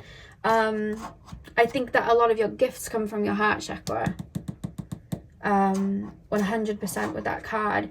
And then we have soul song, and I feel like you'd like to hear this, so I'm going to tell you. I don't know where I was the other day in regards to energy wise, but I was not on what felt like Earth. I was somewhere else. And when I went there, I don't know what realm I was in. I didn't see anybody. But when I was walking on the ground, it was like grass, but it wasn't. But all I could see, it looked at first like rainbows. It was as I was falling asleep. It looked like rainbows on the ground, like loads of little rainbows, and they were everywhere. And I remember saying out loud to myself, oh my God, there's rainbows on the ground. As I started to look at the rainbows, and I guess my mind was tailoring itself to spirit, those weren't rainbows. They were colours, but they were auras, and they were all over the ground, and they looked like physical rainbows. And the more I tapped into them, and the more I tapped into everything around me, there was just colour everywhere. And the colour had a consciousness, and it was all light. And I just felt this strong energy, and it almost looked like I was looking at this world then, as I was tapping more into it, like I was looking through a kaleidoscope. There was all of these energies, and they were bright energies, and I was looking all around me, and I didn't see anything. And then as I was like looking at these energies, there was this song that I heard. And it wasn't like anything you'd hear on Earth. It wasn't even like, I guess you could maybe describe it in a way like opera, but it wasn't. It was just this beautiful song coming through, and I just felt so healing to me. And there was no one around me. I remember going up to what looked like, it wasn't a tree, but it was a tree. I feel like my brain was like, oh, that's like a tree on Earth, but it didn't look like a tree. And I asked it because it had a consciousness. I was like, where am I? And they gave me a name, like Proxalon, I don't know. They gave a name like that, never heard of it, absolutely never heard of it. And I was like, oh, okay. I don't know if that's, you know, a part of where my soul's from, but there was just this soul song, and it just felt like it was coming from my heart. And when I look at that card, I feel like that place that I went to, I feel like maybe I went there for this reading, to let you guys know that you may be from that too, because it came from the heart. There was just this song. So I don't know if sometimes you hear a song, like you hear music, or like when you're meditating you hear this kind of sound or a song, or you feel the song even if you can't actually hear it. I feel like I'm being told to say that because these look like rainbows around it, and it looks like where I went, but I just don't know the place. It was like it's like I don't know. It started with P though. If you know any dimensions or worlds that start with P, let me know in the comment section. But I feel like you may be from that realm. I don't know, it just feels that way. You have a really, really beautiful heart. Higher realms I feel like you're from.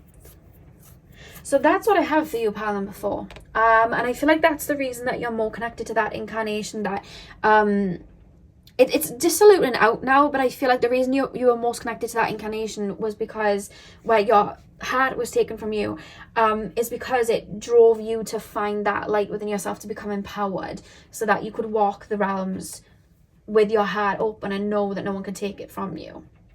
I think that was why that was always at the forefront, because it had to drive you. It had to. I find that when I tap into past lives for anyone, they'll take me to an incarnation that is driving their current incarnation through a trigger or through a flame of love or a flame of light or a flame of motivation, and they remember those memories, and that's why it comes through, because it's like, this is why.